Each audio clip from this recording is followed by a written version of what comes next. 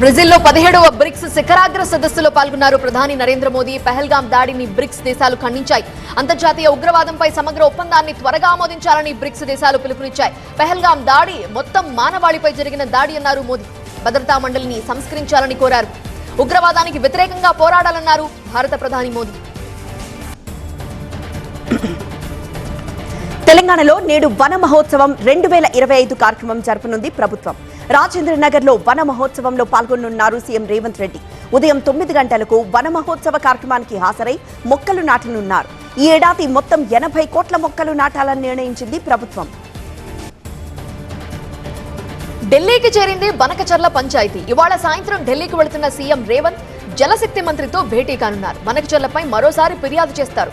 మరోవైపు ఈ నెల 9న ఢిల్లీకి ఏపీ ఇరిగేషన్ అధికారులు వెళ్తున్నారు. సిడబ్ల్యూసీ లేవనెత్తిన సందేహాలకు సమాధానాలు ఇస్తారు. ఈ 11న జరిగే భేటీకి రెడీ అవుతున్నాయి తెలుగు రాష్ట్రాలు.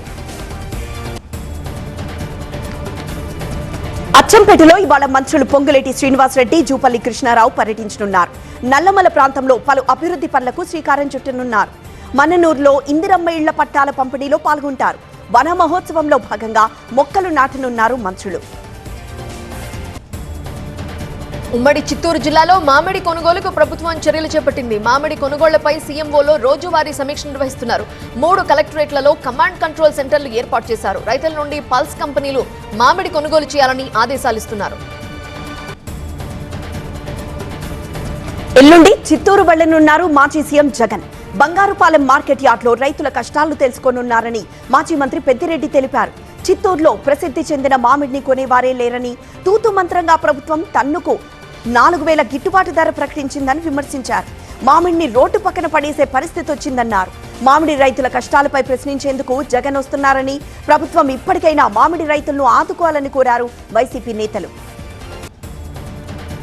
మామిడి రైతుల గురించి జగన్ కి ఏమి తెలుసు, చిత్తూరు జిల్లాకు ఎందుకు వస్తున్నారని ప్రశ్నించారు మంత్రి సత్యకుమార్. పరామర్శకు 10 మందితో వస్తే సరిపోతుందని, దండయాత్రల పరామర్శలు ఏంటని మండిపడ్డారు. జగన్ కు తోతాపురి మామిడి పండు అంటే ఏంటో తెలుసా అని అడిగారు. గతంలో ఎప్పుడైనా పల్ప్ కంపెనీలతో మాట్లాడి రైతులకు మద్దతు ధర ఇప్పించారా అని ప్రశ్నించారు. వైసీపీ నేతలు మతిస్థిమితం లేనట్టుగా మాట్లాడుతున్నారని, వారి కోసమే విశాఖలో మానసిక ఆసుపత్రి కడుతున్నామన్నారు మంత్రి. తిరుపతిలో బీసీల ఆత్మగౌరవ సభ జరిగింది. ఈ సభలో మంత్రులు అనగాని, సవిత, సత్యకుమార్ పాల్గొన్నారు. బీసీలంటే బలం, చైతన్యమన్నారు మంత్రి సత్యకుమార్. కూటమి వచ్చాక బీసీలకు పూర్వ వైభవం వచ్చిందని చెప్పారు. గత పాలకులు బీసీల ఆత్మగౌరవం దెబ్బతీశారని, ఇప్పుడు ప్రభుత్వంలో కీలక శాఖలు బీసీ నేతల చేతుల్లోనే ఉన్నాయని తెలిపారు. కేంద్రం కులగణన ప్రారంభించడానికి చంద్రబాబే కారణమన్నారు మంత్రులు. కులగణనతో బీసీలకు ఎంతో మేలు జరుగుతుందని చెప్పారు. బీఆర్ఎస్ హయాంలో ఒక్క డబుల్ బెడ్రూమ్ ఇవ్వలేదన్నారు డిప్యూటీ సీఎం భట్టి విక్రమార్క. తమ ప్రభుత్వం రాగానే మాట నిలబెట్టుకున్నామని, ఇందిరమ్మ ఇంటికి 5 లక్షలు ఇస్తున్నామని చెప్పారు. 54,000 ప్రభుత్వ ఉద్యోగాలు ఇచ్చామని, మరో 30,000 ఉద్యోగాలు ఇవ్వాల్సిందన్నారు. తెలంగాణ పథకాలు ఇతర రాష్ట్రాలకు రోల్ మోడల్. ఏ రాష్ట్రంలోనూ ఇలాంటి పథకాలు లేవు అన్నారు భట్టి. ఖమ్మం జిల్లాలో డిప్యూటీ సీఎం భట్టి విక్రమార్క పర్యటించారు. మధిర ట్యాంక్ బండ్ దగ్గర అభివృద్ధి పనులు ప్రారంభించారు. ఇందిరమ్మ ఇళ్ల లబ్ధిదారులకు పత్రాలు అందించారు. పేదలకు 4.5 లక్షల ఇళ్లు కట్టిస్తున్నామని చెప్పారు. దేశ చరిత్రలో ప్రభుత్వం ఏర్పడిన ఏడాదిలోనే ఇళ్లిచ్చిన ఘనత తమకే దక్కుతుందని తెలిపారు. 5 ఏళ్లలో మహిళలకు 1,00,000 కోట్లు వడ్డీ లేని రుణాలు అందిస్తామన్నారు. తాము చేస్తున్న అభివృద్ధిని చూసి కొందరు ఓర్వలేకపోతున్నారని, మంచి పనులు చేస్తుంటే నిందించడం సరికాదన్నారు భట్టి. మేడిగడ్డ నుండి గోదావరి నీటిని ఎందుకు లిఫ్ట్ చేయటం లేదని ప్రభుత్వాన్ని ప్రశ్నించారు మాజీ మంత్రి హరీష్ రావు. బీఆర్ఎస్ పై బురద జల్లేందుకు రైతులపై కక్ష తీర్చుకుంటున్నారని విమర్శించారు. కృష్ణా నీటిని సరైన సమయంలో ఎత్తిపోయకుండా ఏపీకి వెళ్లేలా చేస్తున్నారని అన్నారు. ప్రభుత్వం పట్టించుకోకుంటే కేసీఆర్ ఆధ్వర్యంలో తామే కన్నెపల్లి పంప్ హౌస్ లో ఆన్ చేస్తామని, అలాంటి పరిస్థితి తెచ్చుకోవద్దంటూ ప్రభుత్వాన్ని హెచ్చరించారు మాజీ మంత్రి. హరీష్ రావుపై మండిపడ్డారు మంత్రి ఉత్తమ్ కుమార్. అబద్దాలు మాట్లాడడం హరీష్ కు అలవాటుగా మారిందన్నారు. కల్వకుర్తి లిఫ్ట్ ఎప్పుడు ఆన్ చేయాలో తమకు తెలుసన్నారు. ప్రతి ఏడాది జులై చివర్లో లేదా ఆగస్టు 1న వానాకాలం పంటలకు నీళ్లందిస్తారని, ఈసారి కూడా అదే విధానం అమలవుతుందన్నారు ఉత్తమ్. ఇక కాళేశ్వరం విషయంలో కుంగే బ్యారేజ్లకు నీళ్లు ఎత్తిపోయాలా అని ప్రశ్నించారు.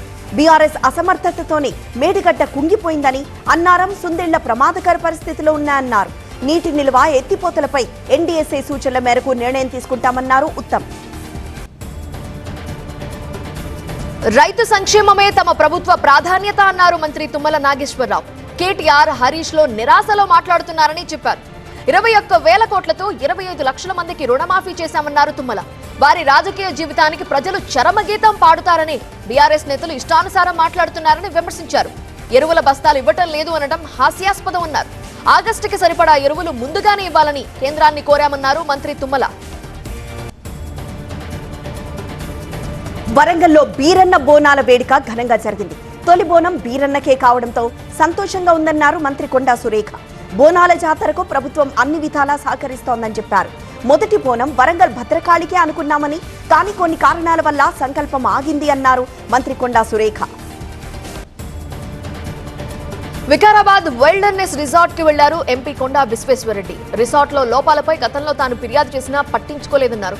ఇక్కడ బోటింగ్ కి ఎలాంటి అనుమతులు లేవని చెప్పారు. సర్పన్పల్లి చెరువు మధ్యలో కాటేజీలు నిర్మించి అసాంఘిక కార్యకలాపాలకి పాల్పడుతున్నారని మండిపడ్డారు.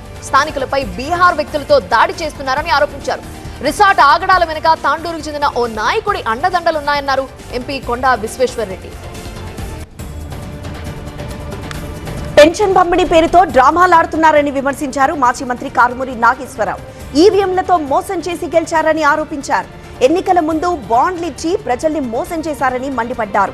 కూటమి నేతల్లా జగన్ వెన్నుపోటు పొడవలేదని చెప్పారు. అమరావతిలో సీన్ రివర్స్ అయిందని, భూసేకరణ వద్దు అంటూ ప్రజలే ఆందోళనకు దిగే పరిస్థితి వచ్చిందన్నారు. 2027 అక్టోబర్, నవంబర్లో ఎన్నికలొస్తాయి, అప్పుడు తమ సత్తా చూపుతామన్నారు. దోమల నిర్మూలనకు ఏపీ ప్రభుత్వం కొత్త ప్రాజెక్టు తీసుకొస్తోంది. ప్రజారోగ్యాన్ని కాపాడేందుకు ఏఐ ఆధారిత కార్యక్రమం చేపట్టేందుకు సిద్ధమైంది. దోమల బ్రీడింగ్ నిర్మూలనకు ప్రతి శుక్రవారం డ్రై డే నిర్వహించాలని ప్రభుత్వం నిర్ణయించింది. 6 మున్సిపల్ కార్పొరేషన్లలో పైలట్ ప్రాజెక్టు అమలు చేసి అది విజయవంతమైతే రాష్ట్రమంతా అమలు చేయాలని చూస్తున్నారు. ఫాల్కన్ స్కామ్ కేసులో కీలక నిందితుడు అరెస్ట్ అయ్యాడు. Falcon group COO Aryan Singh ను సిఐడి అధికారులు అరెస్ట్ చేశారు. అధిక వడ్డీ ఆశ చూపి 7,056 మంది డిపాజిటర్ల నుంచి 4,215 కోట్లు వసూలు చేసింది ఫాల్కన్ గ్రూప్. డైరెక్టర్ అమర్తో కలిసి అవకతవకలకు పాల్పడ్డారు ఆర్యన్. ఈయన అరెస్ట్ తో ఫాల్కన్ స్కామ్ కేసులో ఇప్పటి వరకు 10 మందిని పోలీసులు కటకటాల్లోకి పంపారు. విశాఖ కోకేన్ కేసులో మరో నిందితుడు అరెస్ట్ అయ్యాడు. డాక్టర్ కృష్ణ చైతన్యను అరెస్ట్ చేశారు పోలీసులు. ఇప్పటి వరకు ఈ కేసులో 3 నిందితులు అరెస్ట్ అయ్యారు. నిన్న 25 గ్రాముల కోకేన్ తో పట్టుబడ్డారు స్థానికుడు అక్షయ్, సౌత్ ఆఫ్రికాకు చెందిన థామస్. ప్రిన్స్ బుచ్చి కోసం గాలింపు కొనసాగుతోంది. డ్రగ్స్ మాఫియాతో డాక్టర్ కృష్ణ చైతన్యకు లింకులున్నట్లు గుర్తించారు. కోకేన్ కోసం 60,000 చైతన్య ఇచ్చినట్లు తేల్చారు. నిందితులతో చైతన్యకు లింకులపై పోలీసులు ఆరా తీస్తున్నారు. జూరాల ప్రాజెక్టుకు వరద కొనసాగుతోంది. జూరాల 12 గేట్లు ఎత్తి దిగువకి నీటిని విడుదల చేస్తున్నారు. ఇన్ఫ్లో 109,000 క్యూసెక్కులుగా ఉంది. అవుట్ఫ్లో 111,000 క్యూసెక్కులుగా ఉంది. ప్రస్తుతం ఎగువ దిగువ జూరాల జల విద్యుత్ కేంద్రాల్లో విద్యుత్ ఉత్పత్తి కొనసాగిస్తూ నీటిని విడుదల చేస్తున్నారు. మహారాష్ట్ర, కర్ణాటకలో కురుస్తున్న వర్షాలతో తుంగభద్ర ప్రాజెక్టుకి వరద నీరు పోటెత్తుతోంది. దాంతో దిగువకు నీటిని విడుదల చేస్తున్నారు అధికారులు. అంతకంతకు ఇన్ఫ్లో పెరుగుతూ ఉండడంతో 21 గేట్లు ఎత్తారు. తుంగభద్రకు ప్రస్తుతం ఇన్ఫ్లో 71,000 క్యూసెక్కులుండగా అంతే మొత్తంలో దిగువకు వదులుతున్నారు. తుంగభద్రలో ప్రస్తుతం 76 టీఎంసీల నీటి నిల్వ ఉంది. శ్రీశైలం ప్రాజెక్టును పరిశీలించారు భారీ నీటి ప్రాజెక్టుల గేట్ల నిపుణుడు రిటైర్డ్ ఇంజనీర్ కన్నయ్య నాయుడు. ఆనకట్ట రేడియల్ క్రస్ట్ గేట్ల పరిస్థితిని క్షుణ్ణంగా తనిఖీ చేశారు. 10వ నెంబర్ గేటు వద్ద లీకేజ్ ఉన్నట్లుగా పరిశీలించారు. గేట్ నుంచి నీటి లీకేజ్ 10% కంటే తక్కువగానే ఉందని, దానివల్ల ఇబ్బంది లేదన్నారు. ఇక రేడియల్ క్రస్ట్ గేట్లకు క్రమం తప్పకుండా పెయింటింగ్ వేయాలన్నారు. మరో 5 ఏళ్లలోపు రేడియల్ క్రస్ట్ గేట్లు కొత్తవి ఏర్పాటు చేయాల్సిన అవసరం ఉందన్నారు. అంతేకాదు కొత్త గేట్లు ఏర్పాటు చేయకపోతే తుంగభద్ర పరిస్థితే ఎదురయ్యే ప్రమాదం ఉందని హెచ్చరించారు. హిమాచల్, ఉత్తరాఖండ్, పంజాబ్, హర్యానాలో భారీ వర్షాలు కురుస్తున్నాయి. పలు ప్రాంతాలకు రెడ్ అలర్ట్ జారీ చేశారు వాతావరణ అధికారులు. హిమాచల్ ప్రదేశ్ లో 2 వారాల్లో 75 మంది చనిపోయారు. ఇప్పటి వరకు వరదల్లో 31 మంది గల్లంతైనట్లు అధికారులు గుర్తించారు. కశ్మీర్, గుజరాత్, ఢిల్లీ, మధ్యప్రదేశ్ లోనూ వర్షాలు పడుతున్నాయి. కేరళలోని మలపురం జిల్లా కాళికాపు ప్రాంతంలో ఓ వ్యక్తిని చంపేసిన మ్యాన్ ఈటర్ పులిని అటవీ శాఖ అధికారులు బంధించారు. 53 రోజుల ప్రత్యేక గాలింపు చర్యల తర్వాత పులి చిక్కడం అటవీ శాఖ అధికారులతో పాటు స్థానికులకు ఉపశమనం కల్పించింది. మే 15న గఫూర్ అనే వ్యక్తి మిత్రుడితో కలిసి అడవికి వెళ్లగా పులి దాడి చేసి లాక్కు వెళ్లింది. అప్పటి నుంచి దానికోసం అటవీ శాఖ గాలిస్తోంది. 60 మంది అటవీ సిబ్బంది 3 ప్రత్యేక బృందాలుగా ఏర్పడి ఆపరేషన్ టైగర్ చేపట్టి చివరకు బంధించారు. మాజీ సీజేఐ నివాసం ఉంటున్న బంగ్లాను ఖాళీ చేయాలని కోరుతూ కేంద్ర ప్రభుత్వానికి సుప్రీంకోర్టు లేఖ రాసింది. ఢిల్లీ కృష్ణమీనన్ మార్గ్ బంగ్లాలో ఉన్న చంద్రచూడ్ పదవీ విరమణ తర్వాత కూడా అధికారిక నివాసంలోనే ఉంటున్నారని లేఖలో పేర్కొంది. అధికారిక నివాసంలో ఉండడంపై చంద్రచూడ్ స్పందించారు. తుగ్లక్ రోడ్లో ప్రభుత్వం ఇల్లు కేటాయించిందని, పునరుద్ధరణ పనుల వల్ల ఇంకా ఇంటికి వెళ్లలేదన్నారు. త్వరలోనే బంగ్లా ఖాళీ చేస్తా అన్నారు మాజీ సీజేఐ చంద్రచూడ్. శ్యామ్ ప్రసాద్ ముఖర్జీ లేకుంటే కశ్మీర్ భారత్ లో అంతర్భాగం అయ్యేది కాదన్నారు కేంద్ర హోంమంత్రి అమిత్ షా. జమ్మూ కశ్మీర్ కోసం ముఖర్జీ తన జీవితాన్ని త్యాగం చేశారని కొనియాడారు. జమ్మూ కశ్మీర్ కు స్పెషల్ స్టేటస్ కల్పించే ఆర్టికల్ 370ని ఆనాడే వ్యతిరేకించారని గుర్తు చేశారు.